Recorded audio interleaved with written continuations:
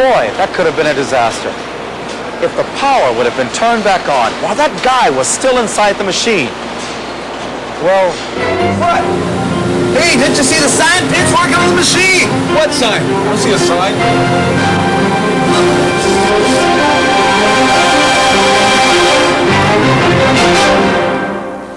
You think you're doing the right thing by tagging up a sign. You would think that would be enough, right? Well, it's not. In today's workplace, the solutions are more complicated than that. Many machines we use contain residual hazardous energy, even after the power has been turned off. And some types of equipment may be powered from different sources, or a backup generator may kick in after the main power source has been disabled. Each year, many injuries, and yes, even deaths, occur due to accidental or unexpected restarting of equipment or failure to control stored hazardous energy. Because there is an almost constant need to perform maintenance, servicing, or repairs of the equipment we use in the workplace, there must be a procedure in place to protect employees from coming in contact with hazardous energy. Now, fortunately, there is. The procedure is called lockout-tagout. Lockout-tagout is a procedure to control the release of hazardous energy and a system to protect against the accidental restarting of equipment while maintenance or servicing is being performed. Locks are used to control the switches, valves, or controls on equipment, and tags used to communicate information such as what is happening, who is working on the equipment, and when the work will be done. There are two groups of people in your facility who will be involved in lockout-tagout program. They are authorized employees, or those approved to lock and tag equipment, and affected employees, those who operate or work the equipment. Also, a successful lockout-tagout program includes having a written set of procedures available for employees. By following the proper procedures for locking and tagging equipment, you'll protect yourself and your co-workers from hazardous energy. Hazardous energy comes in a variety of forms. It might be electrical, pneumatic, hydraulic, fluid, gas, or mechanical. Safety devices or guards often have to be removed to perform service or maintenance. If you haven't controlled the hazardous energy, you could receive an electric shock, be exposed to chemicals or gases, or pulled into or crushed by the moving part of the machine. By de-energizing the machine and safely controlling the stored energy, you can minimize the risk to yourself and others. To control hazardous energy, the first step is to isolate it. You can do this by using energy-isolating devices. This physically prevents the transmission or release of energy. Good examples of these devices are electric circuit breakers, disconnect switches, line valves, and mechanical blocks. Push-button switches, selector switches, and other control circuit devices are not adequate to isolate energy. Why? Because these can easily be reactivated or turned back on by someone. Once you've identified the energy isolating devices, next step is to control them. This is where lockout tagout comes in. Locks and tags are examples of energy control devices. These are placed on energy isolating devices to prevent them from being engaged. Placing a lock on the isolating device physically prevents anyone from energizing the system. Some equipment is need to accept a lock like this. Others are not and may have to be modified. You can also get equipment from suppliers that makes it simple to securely lock many standard types of energy controls. It's a good idea to have a variety of these devices available on the job. For example, these allow you to lock turn valves on water and chemical pipes, and they're available in a variety of sizes. To lock a circuit breaker without built-in locking capabilities, use one or more of these devices.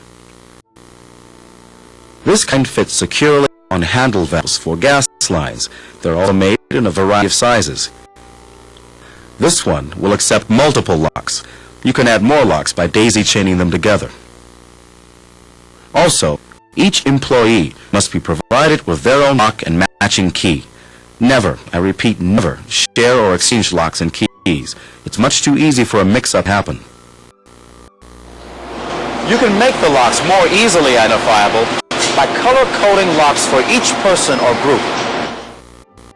Some types of energy controls may require you to use a mechanical blocking device like chain blocks.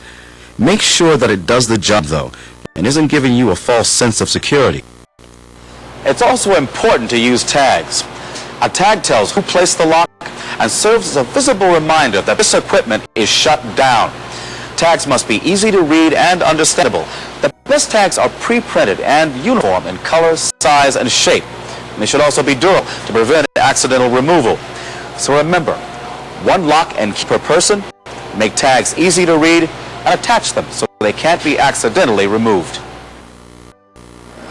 Now let's run through the procedures for performing a lockout tagout. Be sure to follow these steps in order. Don't skip ahead, as each step prepares you for the next. Keep in mind that the same step should be followed no matter what the machine or equipment. And remember, a lockout tagout should only be performed by authorized employees or those trained in the work to be done and the lockout tagout procedures. Step 1. Preparation before starting work on the equipment. Before servicing or installing equipment, you must answer these 4 questions. What is the type and amount of energy source on the equipment? What are the potential hazards related to the energy source? What steps are necessary to control the energy source? And who needs to be notified the equipment will be shut down for service? Once you have this information, notify all affected employees the lockout procedure is about to begin and that the equipment will shut down service. You should also explain why the shutdown is happening. Now, move on to step 2. Control the energy source. Locate all the energy sources. Remember, many machines have multiple sources or have backup systems that come on automatically. Make sure you locate all of them before you proceed. Then, shut down the equipment by following company safety procedures and/or manufacturer's instructions. An orderly shutdown will keep you and other employees safe when the equipment is de-energized. Once the machinery is shut down, isolate the equipment by locating and operating all of the energy isolating devices. And this might mean shutting off a circuit, closing valves, disconnecting process lines, and blinking plugs. Now you're ready to attach the lock and tag. Place the lock on the isolating device so it's held in the off or safe position. Keep in mind you may need a variety of locks to fit different mechanisms. Add the tag, making sure that it's secure and can't be easily removed. After locks and tags have been applied, you must control any stored energy left in the system.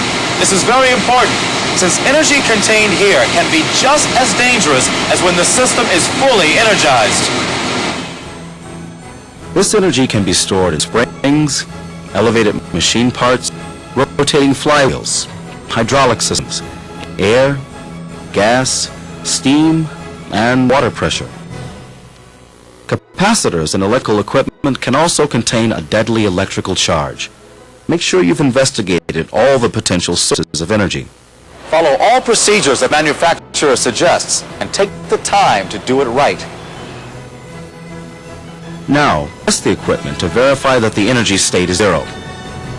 Verify that the machine equipment is properly isolated and that all the hazardous energy has been safely controlled. And make sure that everyone is out of harm's way before verification. Try to start the machine up or turn on a switch, whatever it takes. Verify that everything has been done to re-energizing the system. If start switches are used, turn them to the off or neutral position. Once you have verified the energy state is zero, you can begin working on the equipment. When the work on the machinery or equipment is complete and you're ready to turn the equipment back on, you'll need to follow safe startup procedures. Again, follow these steps in order. It's just as critical as when you apply the controls. First, prepare the startup. Inspect the work area for tools or parts that may have been left behind. Something could be pulled into the equipment when it's restarted and cause injury or damage equipment you just fixed. A thorough check around the equipment will prevent this from happening. Also, check for other people in the area that might be affected and make sure to reinstall all parts and safety devices.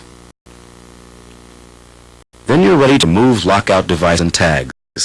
Start or re-energize the machine or equipment and check to make sure it works properly.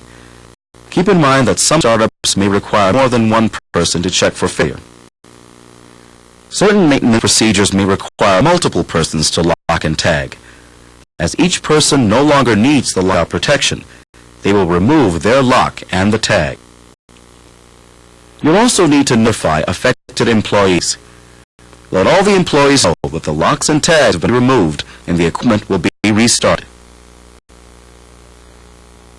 Those locks and tags are there for a good reason. Real people's lives are at stake.